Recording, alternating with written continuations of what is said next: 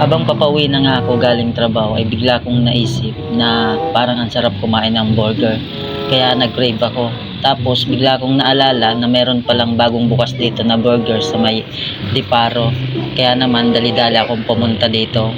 Malapit lang siya sa may highway, sa may pure, malapit lang siya bago mag Pure Gold Diparo. So ayan, on the way tayo ngayon. Pagkadating natin ay agad tayo nag-order ng burger, ng Baga Burger. Tapos nag-order rin tayo ng potlong. So syempre gusto natin matikman to kaya naglalaway na ako habang pinapanood si ate habang nagluluto. Tapos marami din silang ingredient na hinahalo dito, yung pampalasa talaga. So syempre di mawawala ang mayroon daw silang barbecue, kaya sabi ko sige try natin. Pero sabi ko lagyan natin ng hot sauce para maanghang at masarap dahil malamig ang panahon.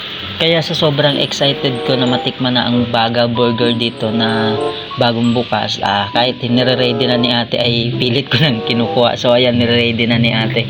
Piniprepare niya na yung ibang order ko. So ayan, nag-aantay lang ako na ibigay na lang sa akin. So syempre ayan, binibidyoan ko para makita natin. So ayan, napakaayos nila mag-serve, tapos napakalinis ng paligid, tapos napakalinis ng ano nila, ng prepare ng burger. So ayan, nakikita nyo naman. Kaya ayan, hinahatak-hatak ko na kasi natatakam na ako sa lasa ng burger, kasi naamoy ko talaga yung ang lasang barbecue na hinalo nila sa burger na pampalasa. So waiting tayo, naiabot na lang ni ate, yung piniprepare na ni ate kasi yung iba iti-take out natin. Hindi po ako endorser ng Baga Burger. Gusto ko lang talaga siyang i-video at gusto ko lang i-vlog para sa mga taga North Caloocan na malapit dito sa may Diparo, bago siya mag Pure Gold Diparo. So may malapit na burger na pwede nyong pag food tripan. So